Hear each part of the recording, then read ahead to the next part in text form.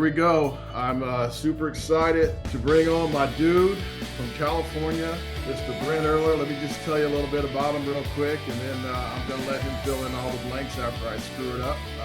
$3.2 million in earnings on the MLF slash tackle warehouse slash strand slash you name it, he's done it. FLW, $3.2 million. First of all, I'm in awe right now. So let me just pinch myself real quick. The fact that I've actually have him on right now, and I want you to. I know you have a giant dog. I know you have a son and a wife, and man, living the dream in California. Now, obviously, I'm excited. Oh, look at that. My wife's gonna love that one. She absolutely loves animals. But yeah, it's 7:00 a.m. in the morning. This podcast is probably going to be on the air on my YouTube channel, Todd Woods Fishing, sometime this afternoon. And yeah, man, welcome. Thanks for being a part of this. I'm super excited. And so with that being said, how's your morning going? It's going great. No, thank you. And thanks for having me on. I appreciate it. It's going great. You know, it's the off season for me still right now, but it is now busy. You know, I've had a bunch of time off. My last tournament was regular season event was in August. And so I had a ton of time off. I had some team series stuff that happened in the fall. But really, I've had a lot of time off. So it's been kind of nice. I've been able to spend some time with the family, Okay. which is great because it doesn't happen very often. You know, I'm gone a lot. So, but here we are. I'm going to end up leaving here in about 2 weeks to head back to Toledo Bend for the first event. The bass, that's coming up pretty quick. So right now, in fact, today, here in about 2-3 hours, I'm going to leave and go to Phoenix. I have to get my boat wrapped out there, get that prepped and ready for this 2024 season. So, it's prep time right now, and I've been kind of packing here and there. It'll be crunch time here, the end of next week, trying to prep everything before I leave to drive back to East Texas. I was going to ask you where Toledo Bend was. I'm not familiar with that place at all. I know it's a long drive. Anytime you got to go to Texas, it's going to be a long drive because that place is so big. How many hours of drive is it going to be? I haven't actually checked it to Toledo Bend. It's on the border of Texas and Louisiana.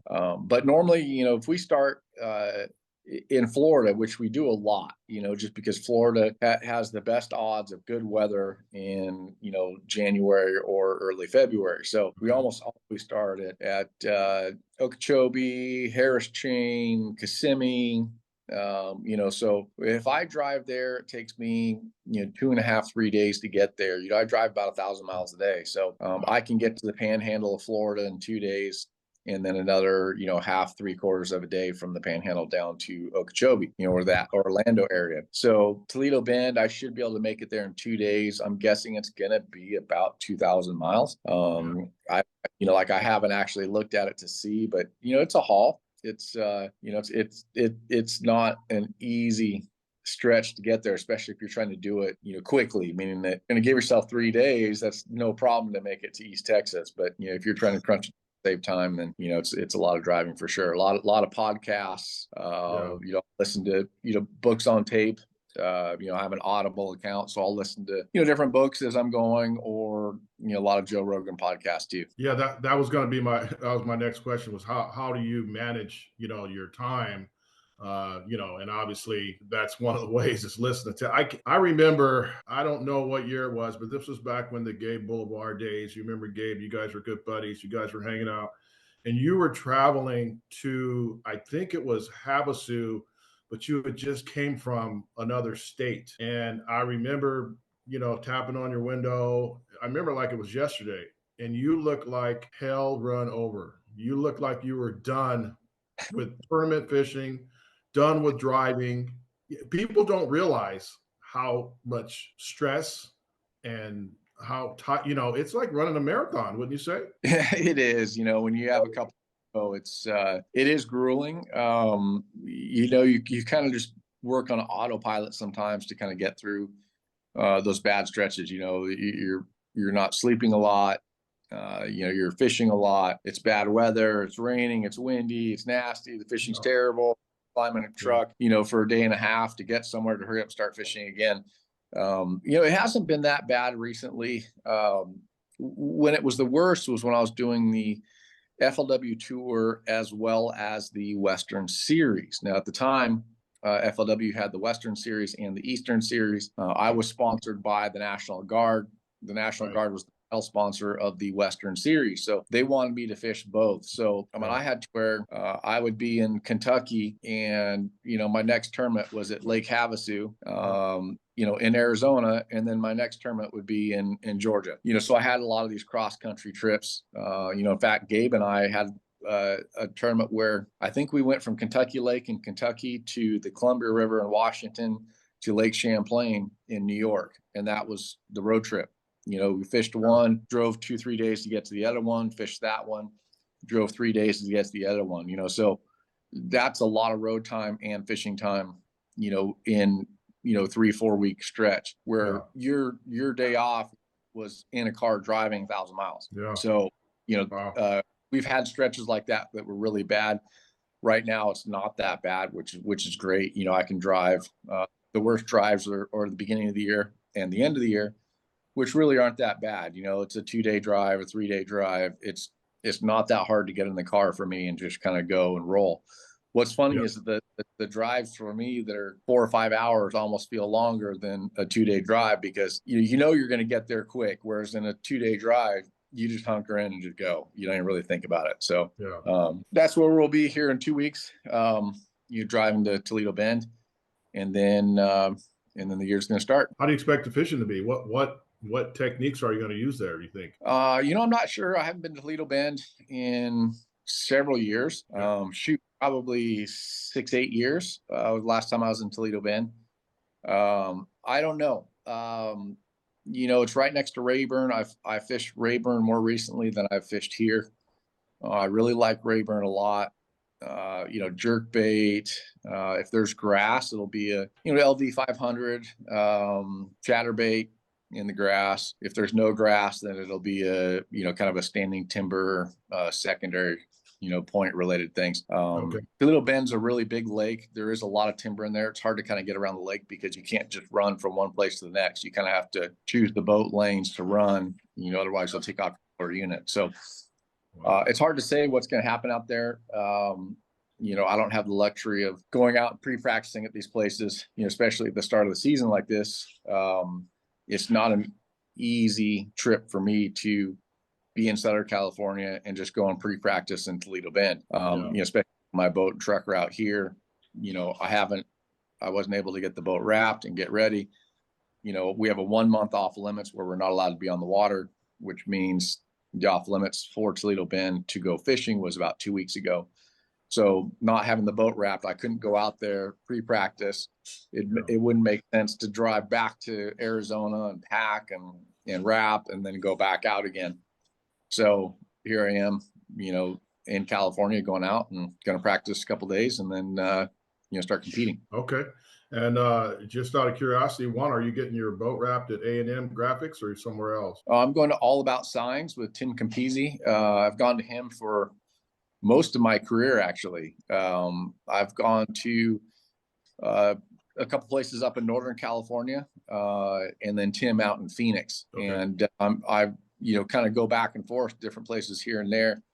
But yeah, right now it's All About Signs with Tim out in Phoenix, who has probably wrapped about, I would say, close to 15 of my boats and trucks over the years. Yeah. Awesome. Well, shout out to him at All About Signs. And you being in California, obviously you've just mentioned the disadvantage of the distance, but tell us some of the advantages, because you just, being a Western angler, we always hear about guys hate California. They snibble about California. I mean, I'm sure right now Redlands is probably in the high 40s right now, and probably will be 70 by the end of the day. So we know that's one of the major advantages, but what are some of the other advantages for you living in California? It's hard to find them these days, to be honest with you. It's families here. That's the biggest part for me. Anglers Marine is obviously a big deal as well. I've worked with anglers marine since the late 90s. So, every one of my boats has come through Anglers Marine. Vincent over there has rigged just about every one of my boats for the past, I would say, 15 years. A lot of times they've been rigged at Ranger, but now my boats just come naked. It's just a boat with nothing on it. And Vincent puts everything on there: power poles, my Garmin's, the Atlas jack plate. I mean, everything is done by Vincent over there. It's funny because there's a naked boat sitting there and there's a whole pallet full of just stuff that goes onto that boat. So, people don't realize, when you go down and order a boat from Ranger, your Ranger will rig that boat and ship it to Anglers Marine, rigged for the most part. And then Anglers will do the fine tuning stuff there when the boat shows up. But mine shows up, just bare with nothing on it. And then Vincent is the one that goes through and, it takes him a good week and a half to get everything done. If you can imagine everything you see on a bass boat, Vincent throws on there. So, there's a lot that goes into that, everything, batteries. I have X2 batteries in there. Actually, I have five batteries in the boat this year. I have 4 lithiums and 1 AGM cranking battery. And then the move trolling motor, the power poles, all that stuff goes on there. So you by far have I'm fortunate. I work at Anglers Marine twice a week. So shout out to Rick for allowing me to work there, because I don't do much. But second of all, I see your boats come in. I see Vince working on your boats. That guy is phenomenal in rigging boats. I mean, he's for sure the best of the best. If you're going to get your boat rigged, I mean, I've also seen Anglers Marine do some things for people behind the scenes that they don't realize. I think Jordan Collum, when he was fishing Tackle Warehouse tour last year, he needed a part, and we were the only ones that had the part. He shipped it next day. It was there, and he was back on the water. So a lot of good things with Anglers Marine. For sure. Yeah. So let's go. I'm going to go back here because I want to know how Brent EHRLER got started. The only thing I know about you, other than you're a hammer, is Rich Talbert, the 1982 U.S. Open winner. I believe that's when the relationship started. Can you tell us about that, or just kind of take us through the beginning? You bet. So, back in the day, Rich was a tournament fisherman as well as a seminar speaker. And back then it was Bassmaster University. They went around and they had, seminars with multiple pros there. It was, for my birthday, my dad took me to Bass University, and it was Don Iovino was there, Rich Tauber, Jimmy Houston. It was the first time I met Jimmy Houston. And, a lot of guys would go there and, give seminars. Well, Rich was one of them. Rich also had a guide business, which he still has today. He's a full-time guide out in California here, freshwater and saltwater. Yeah. And so my dad took me to the seminar for my birthday, and I want to say I was about 12 years old. And then the next year for my birthday, he hired Rich to take us out on a guide trip. So that was the first time I was actually out on a bass boat and bass fishing. And we went to Castaic, here in Southern California, and I never caught one. Rich caught one all day, and I caught 0. Back then and even now, Castaic is a fairly tough lake to fish. Back split shot days, when that was all you throw, was a spinning rod on 6 or 8 pound mono with a split shot and a little Iovino Reaper was the deal back then. And Rich felt bad, and he goes, "Man, I need to take you again. I feel bad that you didn't catch anything." So we went fishing, I think, a year later. And that's how I kind of got into, or how I met Rich. And fast forward a few years, quite a few years actually, I started fishing as a AAA on the one bass circuit. Okay. And I did it for 2 years. But when I did that, I went and practiced with Rich, because Rich was fishing one bass at the time. So I would go and practice with him, and then we'd go to the meeting, and then I'd get drawn with a pro. And I did that for years. Then I fished as a boater. and then I fished the Western Invitationals, Bass Invitationals, and then they left, and then that's when FLW came out with the Ever Starts. And then I fished the Ever Starts, and then qualified for the tour, and then I started fishing the FLW tour in 2005. So Rich was a big part of that, kind of showing me that tournament scene of just, getting up early, going and practicing hard all day, and then coming in at the night, and getting your tackle ready. And, I learned that process by practicing, with Rich and going to these tournaments there for 2 years. So, Greg Hines was the other one. Greg Hines, I practiced with him a few times as well. Rich and Greg are good buddies. Greg is out in Arizona. Rich is out this way. And, those two guys really kind of showed me the ins and outs of tournament bass fishing, early on. Wow. Yeah. Both good dudes. Greg's a good dude. I've been friends with him for a while too. He's a big time hunter now. I know that.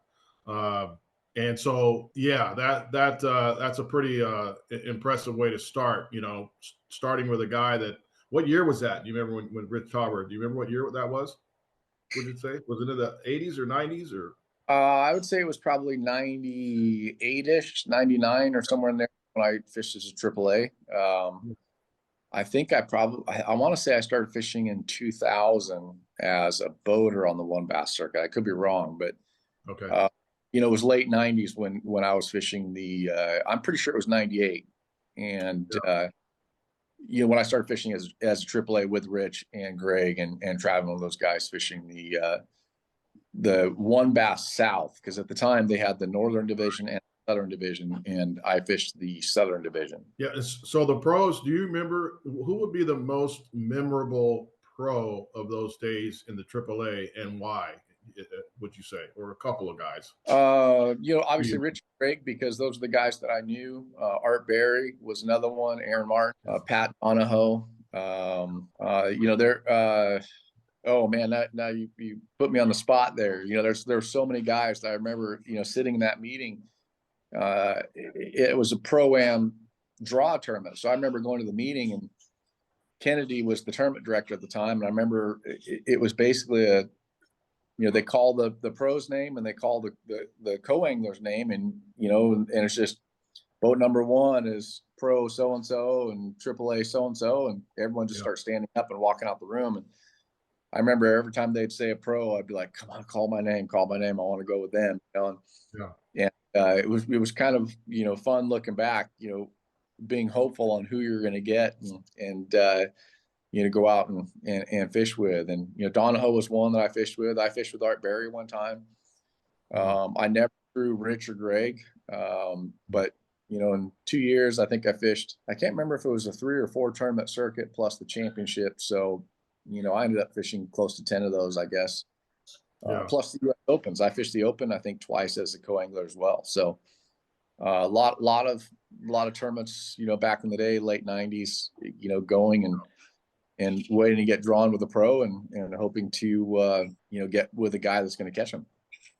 Do you have any, speaking of the U.S. Open, do you have any desire to fish the U.S. Open again? Or I do, for sure. It has always been a fun tournament. I know they're going back to Lake Mead here pretty soon.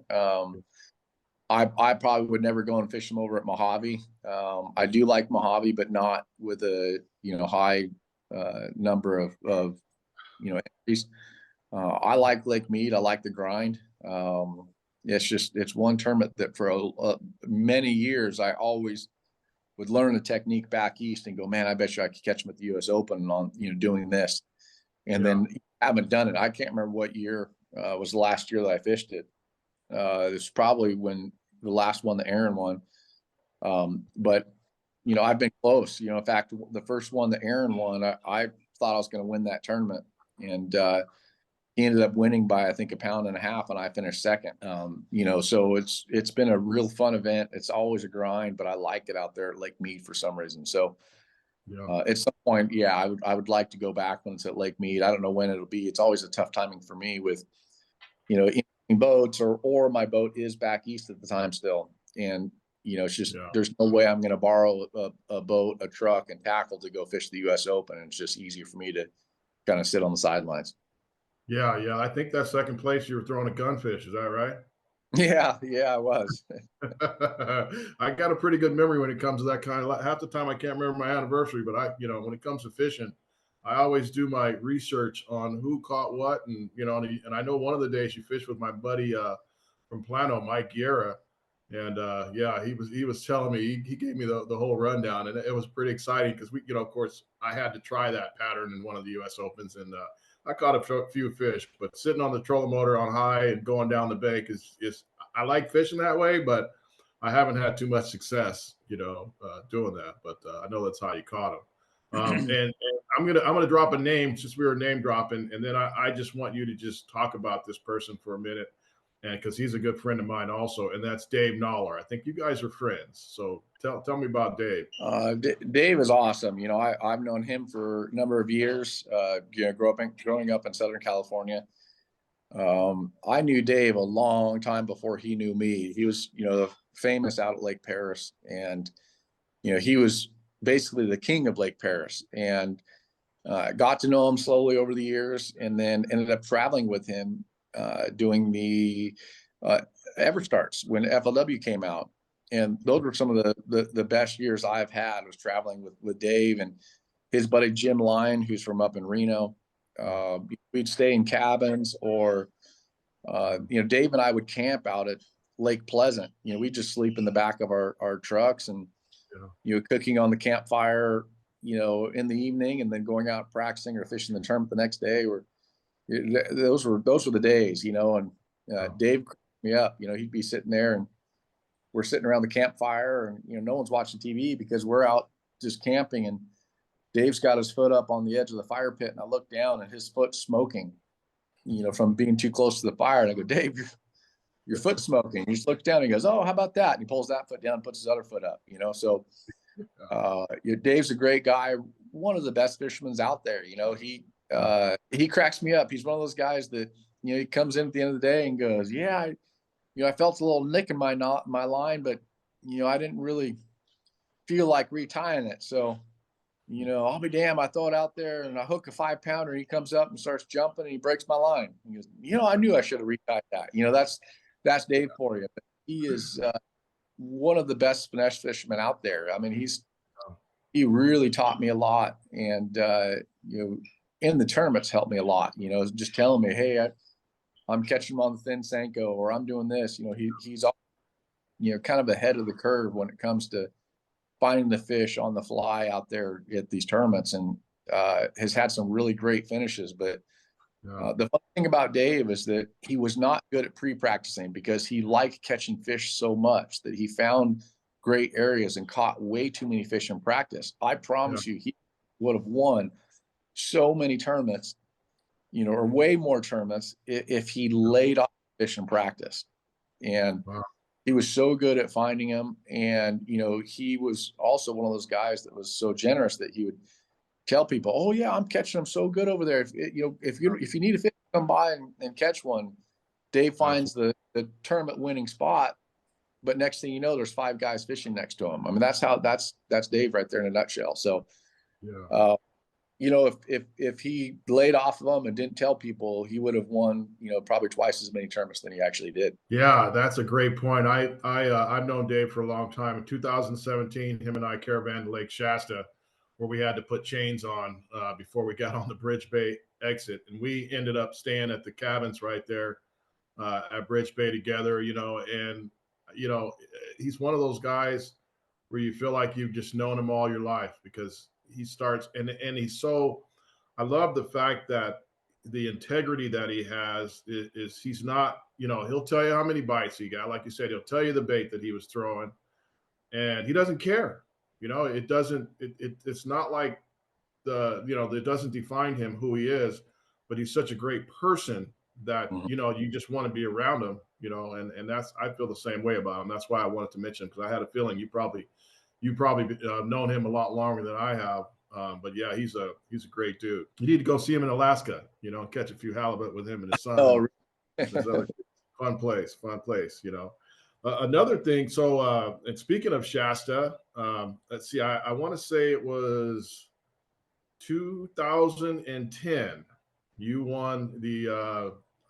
I want to I keep wanting to say MLF, but it was FLW, I believe, at the time. And was that a um, what did we say earlier? National Guard tournament that you won, or was that just a standard FLW tournament?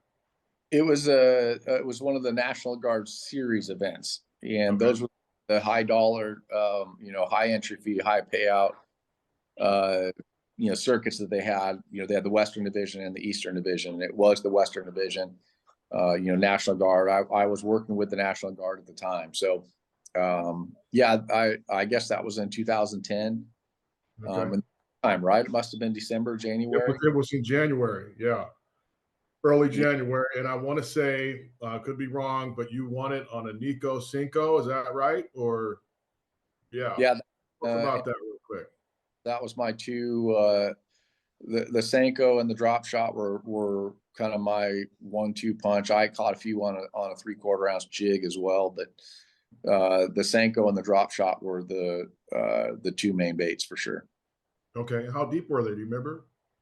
I don't. That Oh, shoot that was 30 years ago. yeah. Yeah. um, 20 to 50. I Yeah, don't. yeah, yeah, yeah, yeah, yeah, yeah. No, I remember more fish I've lost than I've caught. So, but I want to go over some of your stats because um, the Brent EHRLER that I know is a jerkbait guy, a square bill guy, a Nico guy, a chatterbait guy. A little, I see it with a drop shot every once in a while, and but it seems like from what I'm from the study that I've done on you is a lot of the tournaments that you've won have been in the spring, March, April ish. Obviously, Shasta was in January in the wintertime, but I met you in 2004 at Lake Havasu. You came in second place. I came in seventh place. And I think you and I were the only two guys that were fishing down south. And my boat broke down the second day of the tournament. I had to borrow a boat. I borrowed Craig McCoy's boat for the third day. And because it wasn't my boat, I was afraid to run south. Go figure, it's not that far. And you ended up coming in second. You're like, and I remember you telling me, where were you? They were biting, and you came in second. I came in second. I only had 8 pounds, and I think you had 14 or somewhere around there pounds the third day, and you ended up coming second. Mike Goodwin, who was dominating Lake Havasu tournaments at that time, won. He's won several tournaments at Havasu. Yeah, do you remember much about those couple of days? I do. I distinctly remember, and I'll tell you another Rich Tauber story. At the time, sorry, prior to this, I was rooming with Rich and with Mike O'Shea and with Gabe Boulevard. And we were fishing the Bass Western Invitationals. And I want to say we were at Clear Lake. And Mike O'Shea gets drawn with a guy. At the time for the BASS Invitationals, it was pro on pro format. Right. And Mike O'Shea was drawn with a guy, and the guy ended up snagging a fish on the outside of the mouth, and he kept it. He put it in the live well, and Mike, was telling us the story. He goes, "Yeah, you won't believe it. This guy, we're sight fishing, and you're not supposed to, if the fish has to be hooked inside the mouth." Yeah. He goes, guy snags a fish in the cheek, and you didn't snag it in the side, but he had it somewhere on the head or somewhere outside the mouth, and he kept the fish.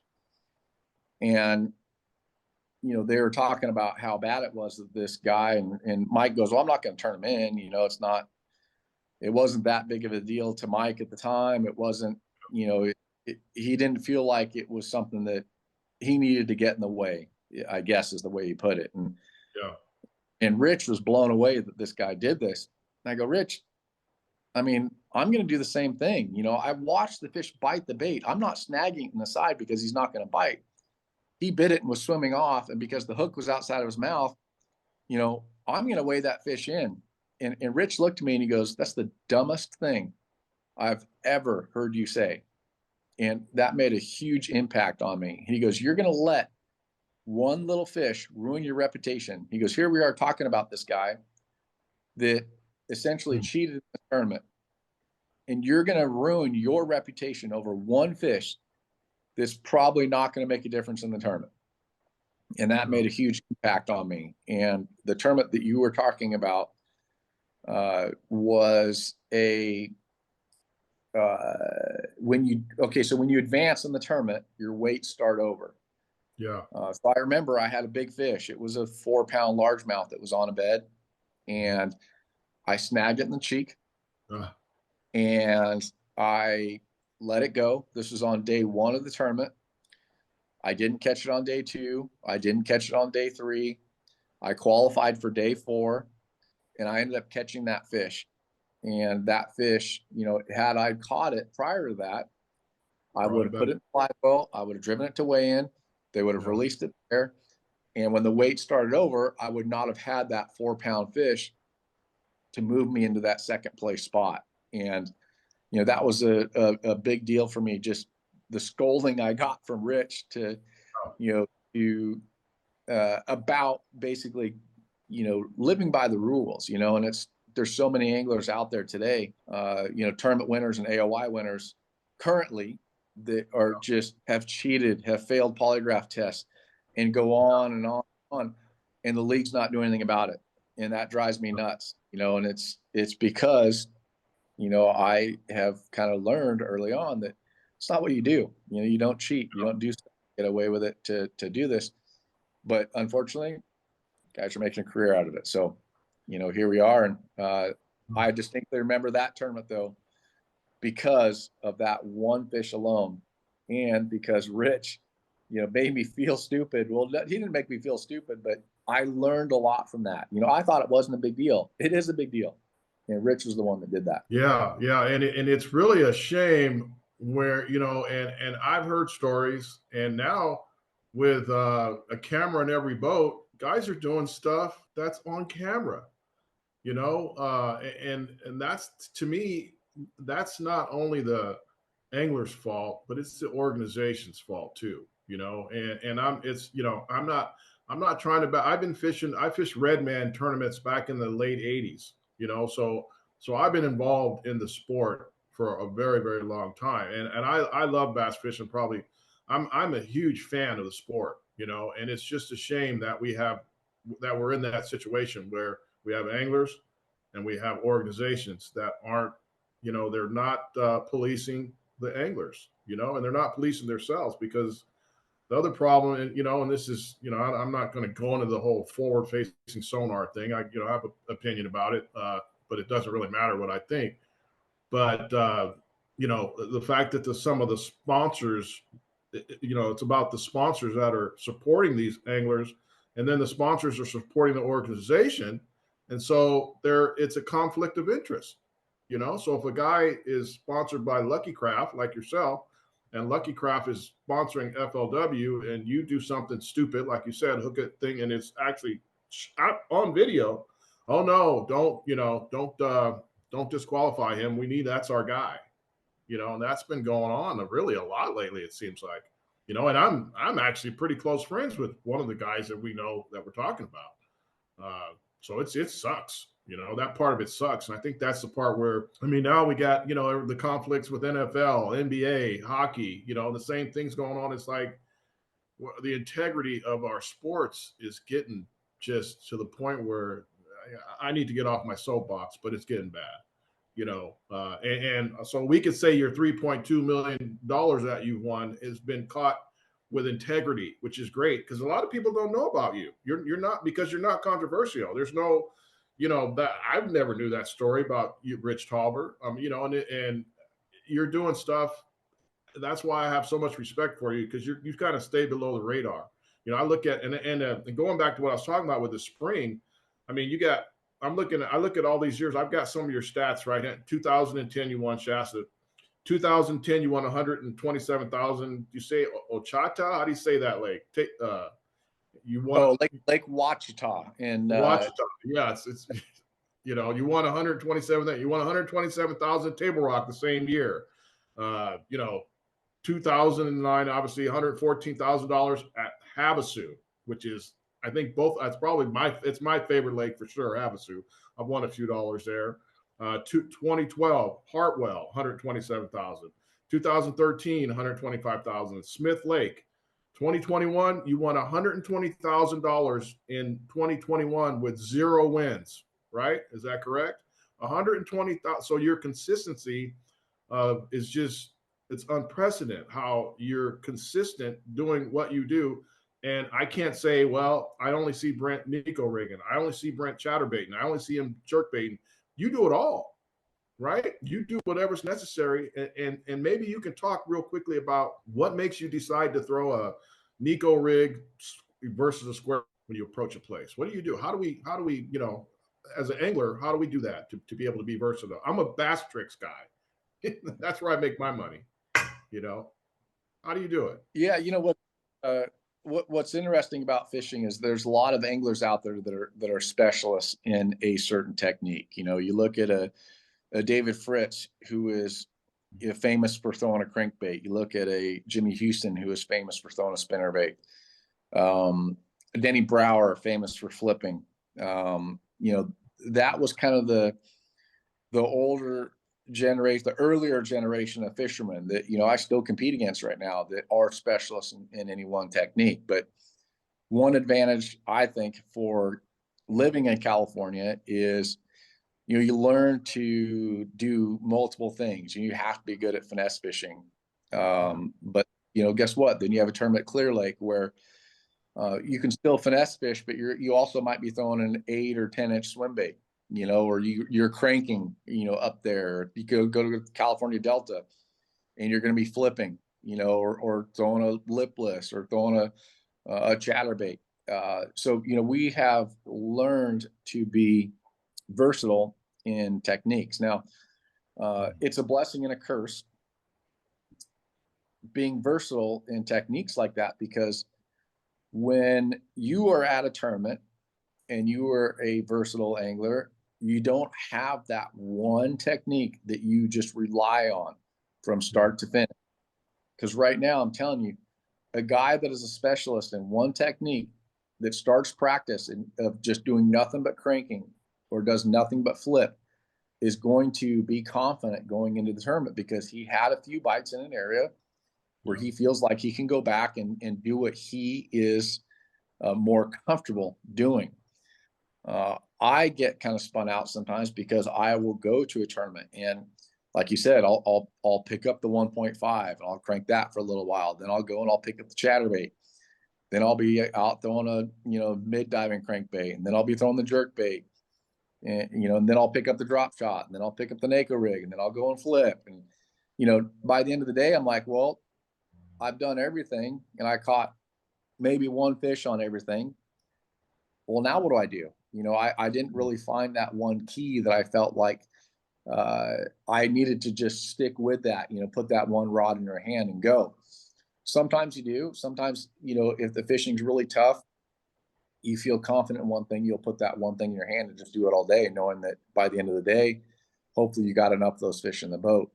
But it is a blessing and a curse, being versatile to be comfortable to fish a number of techniques. But then when you get in one of those situations where you don't know what to do, there's so many options out there. There's 20 rods on the deck and you don't know which one to pick up next. So I am fortunate to have grown up in California and feel like I'm a versatile fisherman, but sometimes it is a curse as well. Yeah, for sure. And and one of the lakes I've been fishing a lot lately, and it's right around the corner from you, is Lake Paris. And again, I've seen you with a square bill in your hand, and I've seen you with a worm in your hand, at the same lake, and it doesn't seem to matter. I mean, it seems like just the lesson from that lake. That's probably one of the most versatile lakes that we have in California, because you can catch them in 60 feet on an ice jig, and then you can catch them on a square bill in 2 feet. At this on the same day. It's kind of like the old saying of living in California, being able to go surfing and going to the snow, on the same day. Lake Paris is a lot that way. And speaking of an eco rig, can you tell us how you throw that bait? Because I know you throw it a lot, and so just your setup normally when you use it. Yeah, you bet. I run basically all my spinning rods and reels are the same. I run my drop shot rod that I designed for Daiwa. It's a 7-1 medium action. I did a medium action because it's that right in the middle. It's a broad spectrum rod where you can do so many things on it. And I use a Tatula MQ spinning reel. Okay. I run 12-pound Sunline braid to an 8-pound Sunline fluorocarbon leader. Doesn't matter what I'm doing finesse fishing wise, that's the same setup. So I have the same rod, I have the same reel, I have the same, main line, I have the same leader. And then now, insert bait. So it's a drop shot, it's an Echo rig, it's a shaky head, whatever, a wacky rig Senko, whatever it is. It's the same setup across the board. Now, when it comes to a drop shot versus an Echo rig for me and a drop shot, I fish exactly the same. If I'm casting anyways, cast it to your target, let it fall on a slack line. Once it hits the bottom, I shake the rod tip a lot, but I'm not moving the bait horizontally towards me a lot, meaning that I'm trying to keep it where I made the cast or in the strike zone for longer, but I'm trying to impart a lot of action on the bait. So a drop shot, it's a lot of that. I call it the slack line shake, where you're really fishing that slack line and not the bait itself. Because when I'm fishing that slack line, where that line comes out off the tip of the rod and it has the bow and goes down into the water, when I'm shaking that, I'm barely touching that bait.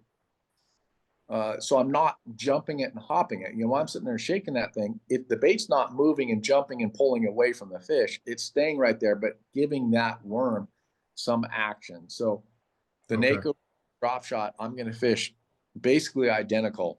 A lot of rod shaking, but not a lot of horizontal movement away from the fish. So I'm trying to keep it in the strike zone for longer and still have a lot of action to get those fish to bite it. Okay, that's great information. And the questions on that, so are you shaking it after it hits the bottom, or are you shaking it as it's going down? Either one of those. I always run slack line to the bottom. I mean that, you make that cast, I always take line off the reel so it falls on a completely slack line. Especially with a NACO rig. NACO rig likes to spiral when it falls, and hold that on a tight line, it's not going to spiral. It's just going to fall straight down. I like that pendulum fall, or not the pendulum. I like that spiral fall because it kind of mimics a dead shad. When a shad's dying and it's falling, it doesn't just fall straight down. It falls in a spiral down. And, even though I'm throwing a green pumpkin, NACO rig, it doesn't matter to me. I want that spiral on the way down because it has a more, action fall to it than it does just going boop straight down. So let it hit the bottom. Sometimes if it's really cold or really slow, I'll let it sit there on the bottom for 5, 10, 20 seconds before I'll start shaking it. But once it hits I'm usually instantly checking it, shaking it, because a lot of times when that bait is falling and it stops falling, you think it's on the bottom. It's also, it could be in a fish's mouth too. So when it stops sinking, I like to lift up and check it immediately and start shaking it. And guess what? If one has it in his mouth, I'm going to set the hook. If he doesn't, I'm just going to keep fishing it. Okay. And stupid question, but I see a lot of Gamakatsu hooks with a picture of your face on it. What are you using for a hook? So I use the weedless stinger hook. Gamakatsu had they actually called it the stinger hook, that it was a fly hook. And then I worked with Jeff over at Gamakatsu to make that style of hook with the nano coat on it. Nano coat is that it's a real slick material, but it's also a very stiff hook. So the unique thing about that hook is that it's a thin wire hook, but it's very, very stiff. It won't flex out. And then it's also coated with that nano coat. That nano coat is very slick, so it takes less effort to get hook penetration in the fish's mouth. And we developed a weedless version so that I can take that wacky rig and I can throw it around brush, and not get snagged as much. And you throw an open hook and you will never see that thing ever again. You throw it around a brush pile. So I almost always run the weedless version because it's very rare that you're not throwing around some sort of cover, even rock. It doesn't matter. I like the weedless version around rock. Okay. It doesn't just be wood, but that's the hook I've been using for probably 10, 15 years now. It was free doing the signature series with Gamakatsu. I was using their fly hook called the B10S Stinger.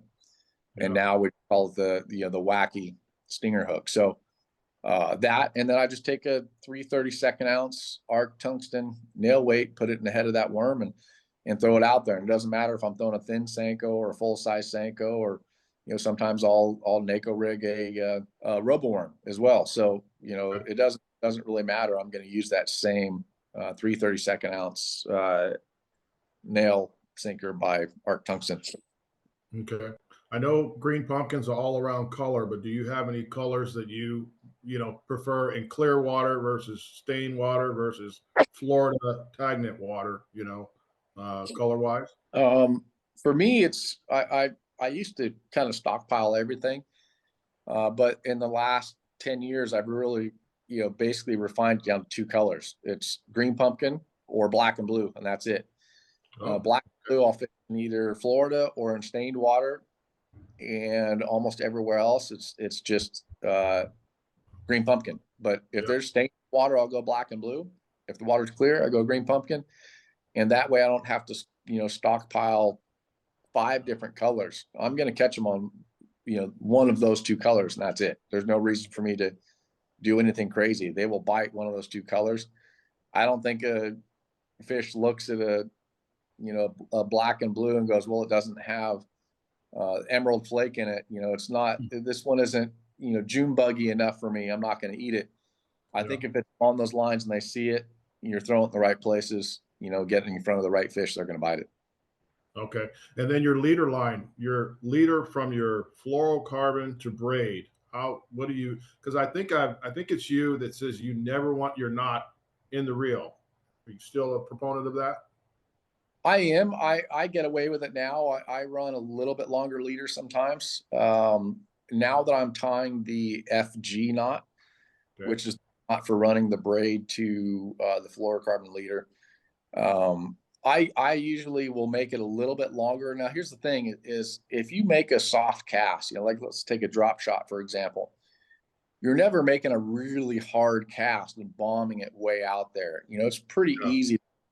You barely flick that thing and it'll go 100 feet. Now with Panoptix and Garmin, I know exactly how long my casts are when I make it. So when it comes to a drop shot or a NACO rig on a Senko, you really don't have to just crank that thing to throw it out there. Now, if you do, that's when you have that problem where it's going to catch that first guide. So if I'm throwing a bait, like let's say a small swim bait on, a 1/4 ounce head or something I can be casting a lot, or a real small crankbait. Sometimes I'll throw a really small crankbait on a spinning rod. That's when I'll make my shorter quite a bit leader, my leader quite a bit shorter. Okay. When I'm making that cast, I want my finger on braid. But if I'm making an underhand long flip with a drop shot, just basically pitch it 60, 80 feet, it doesn't matter. I can run 10 feet, have my knot inside the pool. It's not going to catch. It's when you make that hard cast with a spinning outfit. If your finger is on fluorocarbon, you make that cast, it's jumping off that spool in these big, wide, hard, slow arcs because fluorocarbon is very stiff. Yeah. And then it that knot in that braid is real slick and real smooth. What happens is that it jerks the braid out of the spool, and your braid will actually jump ahead. It's all trying to funnel through that first guide on the spinning rod. What will happen is the fluorocarbon is trying to run through that guide. Your braid will jump ahead, and it'll wrap around that guide and stop it dead in its tracks. So if I'm making that hard cast, yes, I want the knot outside of the spool. So my finger is on braid when I'm making that cast. You'll never have that change in the line jumping off of that spool. Okay. Gotcha. And then what about your hook set? Everybody, just reel. How's your hook sets on those worms, on the NACO and the drop shot? It's normally a pole. It's not necessarily a drop, slack, and snap like you would flipping. Or jig. Anytime I'm throwing a bait caster, to me, when a fish bites, you drop that rod tip and you put 3 real fast turns, and it's a hard snap to get to them. With a spinning, a lot of times I'll be sitting there shaking the bait, you lift up and you feel that thing. To me, it's just a reel down and it's just a pull. And the reason why it's a fast pull is I can control that hook set, meaning that if I go to pull and that fish isn't there, I'm winding to catch up to him and get him still. Or I go to pull like this and he's going the other way. I go to pull, I can back off on that pull. What will happen if the fish comes towards you and you go like this and you snap like this, you don't hit him until your rod's all the way up here. Now you're out of position because you jerked and you can't get to him fast enough. And you're reel, he jumps and he comes off. Or he's going that way, you drop slack, you go like this, you swing this way, he's going that way, and your line snaps. So I try to do a pull as best as I can, and I can control it. If I pull and it's too stiff, I just ease off of it. If I pull and he's not there, I can keep getting to him, and I start winding real fast to catch up to him, and I can stay more controlled over that fish during the hook set. Oh, great info. Now, do you ever use less than 8-pound test? No. I always use 8. We go back to that tournament you talked about at Lake Shasta, and I was talking with Gabe, and Gabe goes, "Man, I can only get bit on 5 pounds." So I rigged up a spool of 5 pound and started off that tournament with that 5 pound. I was having so many issues with it that I just took that rod, I put it right in the rod box, I pulled out my 8, and I won the tournament on 8. So since that one time, I've always left it at 8 pound. It's the right line, especially with that FC sniper. It's the right diameter, it's the right pound test, it's the right everything for me, that I know the limits of that line. I know it's light enough that the fish will bite it. I know it's heavy enough that I can control it, get those fish out of cover if I need to. It's just, I try to keep things as simple as I possibly can. And that's the one thing that I have the confidence in, is running that 8 pound. Yeah. Wow. That's some great information. I really appreciate it. Lastly, tell us about your sponsors. Do you have any? What are your sponsors these days? I've been fortunate. I've been running the same sponsors for a number of years now. I've been with Ranger for 20 years now, working with Bass Pro Shops, Mercury. Those are kind of the 3 powerhouses with the retailer plus the boat and motor. Power Pole, Lucky Craft is my title sponsor. Still working with Daiwa. I've been with Daiwa for I think 10 years now, and we've had so many good things happening with the Daiwa rods and reels over the years. The one thing about Daiwa is they've really strived to continue to move forward, and it shows. They have never slacked off on product and development. There's so many new things that keep coming out. The whole concept of running the T-wing system on the bait casters. If you guys aren't familiar with that, definitely look it up. The T-wing system is the level wind on the bait caster. It really helps with castability, making farther casts and having fewer backlashes just by that level wind. And what it is, it's a system where the level wind is a small level wind that when you're winding that thing, it's threading that spool back and forth. But when you go to cast it, it folds forward, and now it's a bigger opening. So you have less friction out of the spool, which allows you to cast and have fewer backlashes. So that concept that they came up with is revolutionary. And to me, every other reel on the market is inferior just because of that product alone. But then you take SV spools, you take the Tattoo Elite, you take the Steez, you take all these lines that they have, and they've really made a great product. And so I've been using their rods and reels for a number of years now. Sunline, I think I mentioned Lucky Craft before. Yamamoto, I've been working with Yamamoto for probably 10, 15 years as well. Shoot the Senko, such a good bait. I use that bait day in and day out. It never leaves the boat. I always have Senkos in the boat. But now they are actually developing a lot of brand new products. They have a 3-inch craw now that's a kicking craw that is a high float. It's a great jig trailer. We have a scope shad now. We have a lot of new baits. They have a ribbed Senko that's a floating Senko that, we just have these new designs that we haven't seen a lot over the years from Yamamoto. They've really stuck with the same baits from year in, year out. And now we're actually seeing a lot of great new baits from them. Buckeye Lures, which is a jig and, a jig head company, buzz baits and, different things, working with them as well. And then X2 batteries, power pole, those things, the new battery management system that power pole has, paired with the trolling motor, obviously the power cells, shallow water anchors, between the batteries, the X2 batteries, and then that the power pole charge, which is the charging battery management system. It's insane the amount of energy I have in that boat, day in and day out, long hours on the trolling motor a ton. It's crazy what just the combination of those three things, the charge system, the batteries, and then that brushless motor, amazing what we can do out there on the water. So still with GoPro, which is kind of awesome. I've been with them this will be my 11th season with GoPro. Wow. They're a great brand. I mean, we all run their cameras. I mean, the cameras Absolutely. are instrumental for getting great footage on the water and having on hand, doing tutorial videos, or just showing your buddies the fish that you caught. It's a great way to basically show off to your buddies what you did out there. So it's been great working with them, and happy to continue on in that process. Started working with DuraSafe this year. They make the locks that go on your crafts to keep your crafts on there. For me, it's the Garmin. Mm-hmm. There's a unique product that I helped design for DuraSafe for Garmin. If people that don't really know that much about Garmin, or the people that do, they have that cradle that your graph sits in, and by having that cradle, you can't put the DuraSafe locks on the gimbals on the side, because all you have to do is pop the cradle in the back and the graph comes off of the mount. Yeah. DuraSafe just made a lock. It's a bracket that goes over the back of that cradle, and you put the locks on the side, and now my graph is locked, to my mount. So I worked with them. They just came out with that. I think they announced it yesterday or today. So nice. That's pretty cool to see. Sunline, Arc Tungsten.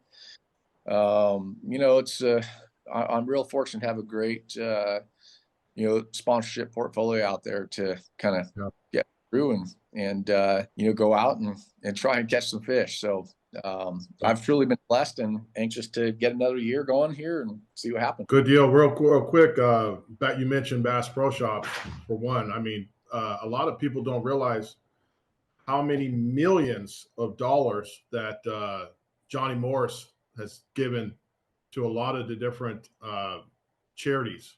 A lot of people, they want to bash, CEOs and leaders and presidents of different companies. But I got good things to say about Johnny Morris. I've heard great stories about him. The other thing is, you mentioned GoPro. That video you did on Instagram on the 360 camera, that's legit. That's an awesome video. So that made me want to buy a GoPro. I'm going to buy a GoPro 360 just to shoot some cool video like that. So that's pretty cool. And then the Yamamoto thing, I think about that 9-pounder you caught, probably one of the most underrated baits that, is the fluke, or should I say the D-shad that you caught in the Bassmaster Classic that year on that bush. I think you told me you were throwing 12-pound tests or something to get that 9-pounder out of there. Is that right? No, I was actually flipping with 18-pound. 18, okay. At the time, it was a bait caster, and I was flipping real shallow brush. The fish were spawning a little bit up and around the base of these little bushes. And in practice, I was throwing 16-pound, but because of where I was throwing, I upped it to 18. And fortunately, I did, because a lot of the fish I'd hook and they'd kind of get wrapped up in that brush a little bit. And the 18-pound was strong enough for me to get them out of it. Yeah, good stuff. And then the lithium batteries, I mean, you don't have to worry about when you're at a tournament, we have to deal with plugging in and charging one of those situations where I charge my lithium batteries every outing, but you hear about these people tell, oh, I haven't charged mine for a week. Well, when they go to sleep, you have nothing. There's no 0 to 10. It's 0 or 10 as far as the battery is concerned. So the to me, lithium is a game changer in the way that if somebody unplugs, trips your wire, or trips your thing, you can still go a couple days without having to worry about your batteries being dead. So yeah, the lithium thing's legit. For sure, yeah. And I work with X2, and they just came out with a 36-volt trolling motor, a 36-volt battery. So what I've actually done is I'm running 3 of the 36 volts. So I have tons of power. But here's the other thing too about that. If you have 3 12-volt batteries and one of your batteries go out, you cannot run that trolling motor. Right now, I have 3 36-volt batteries. If one of them goes out, I can just take it out of the system, and I still have a 36-volt system. If 2 of them go out, guess what? I still have a 36-volt system. So you're way safer by running a 36-volt battery like that than you are the 12s, because if anything happens, anything goes wrong, we've all had it happen where you have one battery that goes out. I can still fish and still get through my day. Yeah. These guys nowadays, I don't know how many, what do they call them, MFDs you're running on your boat. But yeah, you have to have the best equipment. I mean, again, you're not, I've won, I don't know, $200,000 to $300,000 in the last 30 years, which is peanuts compared to $3 million. Your stuff, I almost said the wrong word there. Your stuff has to be dialed, and you have to have the best of the best of the best. And it sounds like you do. You sounds like you're meticulous about your stuff, whether it's the rod you're using, the reel you're using, the line you're using, the hooks you're using. It sounds like you're dialed when it comes to that. And that's the reason why I have so much. I look up to you as a role model. I respect you, and I'm looking forward to see what the future has for you. Well, I appreciate that. No, we never know. We just got to keep plugging away and hope for the best. Yeah. Any last words before we end? Man, I don't think so. I appreciate you having me on, and hope to see you out there soon. Hopefully we can maybe go to Paris sometime. Sounds good. Just let me know, and I'll cancel all my appointments, and I'll be right there with you, brother. All right. Thank you.